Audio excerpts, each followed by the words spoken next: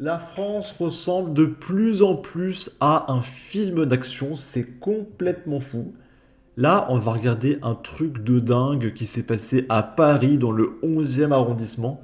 Il y a 3 personnes qui sont mortes dans une explosion suivie d'un incendie dans un immeuble de la rue de Charonne. Un corps retrouvé avec une balle dans la tête. Donc en gros, il y a un mec qui a mis un coup de 12 à un gars et pour camoufler les preuves, il a fait exploser son appartement en y foutant le feu. Mais là, c'est de la folie furieuse. De mois en mois, les faits divers, entre guillemets, sont de plus en plus fous. Et je dis faits divers parce que c'est tous les jours. Tous les jours. Et de jour en jour, on voit que les faits divers qu'on a tous les jours sont de plus en plus incroyables. Je vais mettre les petits filtres anti-droit d'auteur. Perso, moi dans ma ville, j'ai jamais vu de bâtiment exploser. On n'en est pas encore là. C'est une enquête qui prend donc une nouvelle tournure puisque selon les informations de Stéphane Selamy du service police-justice de BFM TV, eh bien... Regardez au début. Attendez, je mets en grand. À droite, il y a d'autres news. Il y a écrit prix de l'essence bientôt à 2 euros. C'est super les copains. On va nous taxer toujours plus. Ok, ok. Tournure puisque selon les informations de Stéphane Selamy du service police-justice de BFM TV, eh bien l'un des 2 corps retrouvés dans les décombres de cet incendie qui s'est donc déclaré dimanche soir dans le 11e arrondissement de Paris, eh bien présentait un important orifice au niveau de la tête provoqué donc par une balle d'arme à feu. Près de 70 sapeurs-pompiers de Paris ont été mobilisés sur cet incendie. On sait qu'il y a un occupant de l'appartement dans lequel le feu a pris, eh bien il a tenté de gagner un autre logement en passant par une fenêtre avant de chuter dans le vide et de se tuer.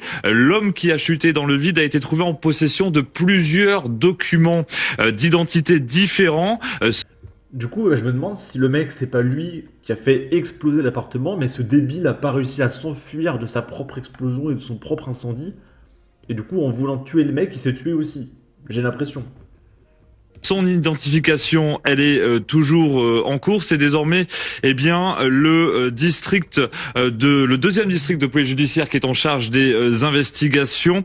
Désormais, donc, entre les mains de la brigade criminelle. Donc, une enquête qui prend une tournure bien différente. Reste à savoir, eh bien, si il y a eu une tentative de suicide entre guillemets après avoir mis une balle dans la tête. Il y a encore de nombreux éléments qui restent à éclaircir. Donc, une nouvelle enquête, cette fois-ci criminelle, qui commence désormais aujourd'hui pour tenter d'élucider ce mystère. Vous dites meurtre ou suicide, sauf que pour l'instant, et je dis bien pour l'instant, visiblement, il n'y a pas d'arme qui a été retrouvée dans les décombres. Pas d'armes ont été retrouvées dans les décombres. Aujourd'hui, on est sûr de l'origine du feu, puisque tous les riverains sont unanimes sur le fait qu'ils ont entendu une explosion. En revanche, l'origine de l'explosion, elle n'est pas connue, d'autant que c'est un immeuble qui n'a pas de gaz de la ville de Paris. Oui, et on sait qu'il y avait eu au moins 3 détonations visiblement entendues par les voisins dans les heures qui ont précédé cet incendie. Voilà pour cette information. Merci Boris. Cette information que nous vous révélons donc ce matin après cet incendie rue de Charonne, c'était dimanche soir, 3 victimes, mais donc une des victimes qui présentait une plaie par balle. On n'a pas retrouvé d'armes et sur une autre des 3 victimes, on a retrouvé plusieurs papiers d'identité. C'est le mystère donc, et c'est désormais une enquête criminelle qui commence. Merci Boris. C'est une enquête. C'est complètement fou, hein. On comprend mieux avec le plan. Résidence sociale. Pas d'amalgame, les amis. Pas d'amalgame. On se croirait à Night City. Merci pour ce grand enrichissement. Il n'y a plus de pilote dans l'avion. Où est Darmanin? Le ou les criminels ont exécuté une personne. Les 2 autres étaient peut-être ligotés ou assommés. Glauque. Une explosion de vivre ensemble. C'est plus la France, c'est GTA. Et l'explosion, un barbecue, il n'y a pas de feu sans fumée. On est à Gotham, origine de la victime. Ici, on est en Angleterre, et là, c'est un gauchiste qui s'appelle Média Musulman qui répond. Tandis que certains clubs français et la FFF font la chasse au ramadan, en gros, tout ce qu'ils font, c'est interdire les pratiques religieuses pendant les matchs de football, parce que je rappelle que la chrétienté est interdite et toutes les religions sont interdites. Mais dans toutes les religions, il y a les musulmans. Donc ça veut dire que c'est une attaque personnelle envers les musulmans. Ok.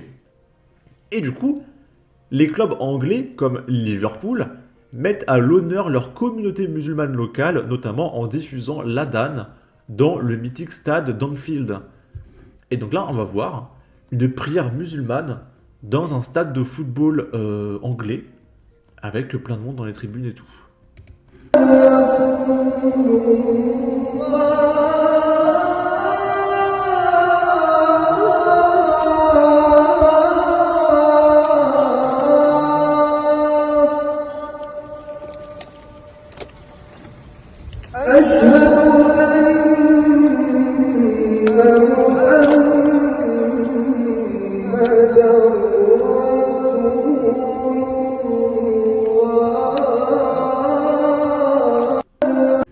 Et vous savez comment on appelle ça, les amis?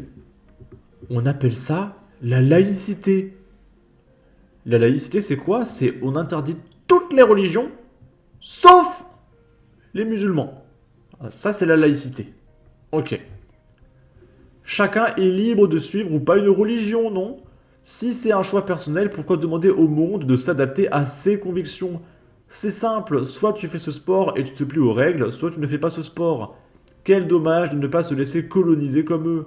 La communauté musulmane a su se mettre à l'honneur toute seule en France avec ses égorgements, ses décapitations et ses attentats. Ceci explique sans doute cela. En plus, les ânes volants n'existent pas.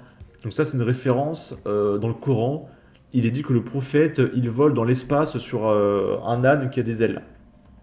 Ok. Mais c'est complètement fou. Parce que vous ne verrez jamais un prêtre chrétien chanter comme ça dans un stade. Ça, c'est interdit. Et pour finir, on est en Seine-Saint-Denis, à Paris. C'est un mec qui fait une petite vidéo, il part au boulot, et sa voiture n'a plus de roues. Voilà. Une journée dans le 93. Regardez. Et donc là, alors je vais couper le son, il y a une petite musique. Voilà, sa voiture n'a plus de roues. Donc les mecs, ils ont mis une brique. Alors je sais pas comment ils ont fait pour soulever la bagnole. Mais en tout cas, ils ont récupéré les roues. Je sais pas ce qu'ils vont faire des roues. À qui ils vont vendre les roues?